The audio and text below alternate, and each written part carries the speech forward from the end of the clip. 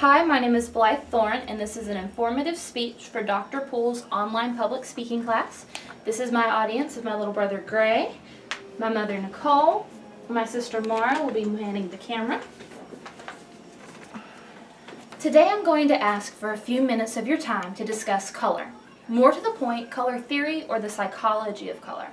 Although it is not yet an exact science, it has been practiced and put into use for many years. We will even look briefly at how it is used in a few different fields, such as advertising, business logos, film and marketing, and how they use this towards you as a consumer.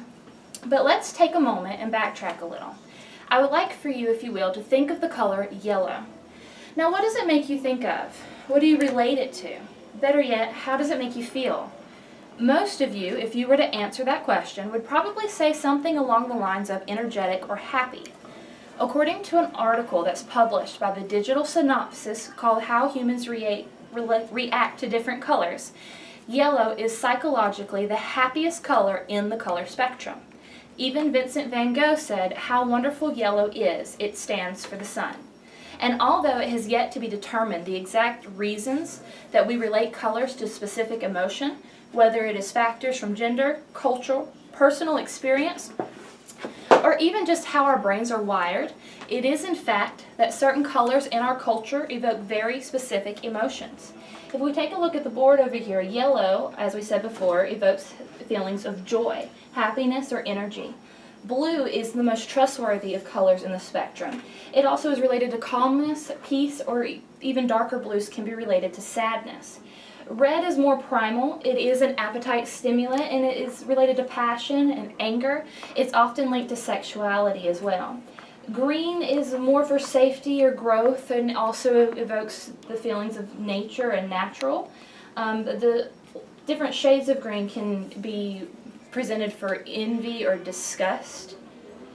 But now let's talk about how our instinctual emotional connection with color affects us as consumers. According to The Profit of Color by Marketing Group, along with The Psychology of Color in Marketing by Jane Campbell, consumers place visual appearance and color above all other factors while shopping. Not only that, but using the right colors can increase a company's brand recognition by up to 80%. And 85% of consumers place color as the primary reason that they buy.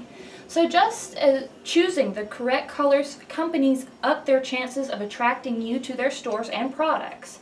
This isn't just relevant when picking out a new pair of shoes, though. The fast food chains use color psychology as well. Let's take McDonald's, their logo, for example. Not only are red and yellow some of the most vibrant colors that demand attention, they are also appetite-stimulating colors. Carrie Hartel wrote an article about how color can change your appetite and eating habits, and in it she talks about how red activates the appetite so much that it is often used in restaurant logos and menus. Not only that, but yellow stimulates our appetites due in fact to its association with happiness. The color causes your brain to release serotonin, a feel-good hormone, and when you see it, you feel more optimistic, increasing your likelihood to splurge. Now, cigarette companies use similar techniques to make us feel excited or even more comfortable with their products, like in this ad by Cool Miles. Now, despite the Surgeon General warning that is in the top corner of this ad, this woman looks very relaxed, doesn't she? This was a very wise color scheme choice by a company that was selling what is generally a controversial product. Not only is blue gender neutral, equally attracting both male and female, it is seen as calm, dependable, and most importantly, trustworthy. These emotions cause the ad to be more appealing to its consumers. Now, one of the most predominant places that we see color theory and psychology is in film. Subliminal color relation is often used to emotionally connect us to specific characters or moments during a film. If you have watched your share of Disney movies, you may have noticed a pattern. In many of their films, they use this green color palette to express during their villains' climactic scenes. The color green reveals their true colors, more specifically, envy, greed, hate, and their overall evilness. M. Night Shyamalan also does something similar in his film. Spoiler alerts to come. In his film, The Sixth Sense, every time there's interaction with the color red, there is also an interaction with the dead. You may not notice the pattern even while you are watching the film until the very end, but the use of this tactic connotes some very emotional moments in the film and creates a subconscious anticipation. Color relation can also be more simplistic, like with the characters from Inside Out. They use anger for red, yellow for joy, green disgust, and even sadness being blue.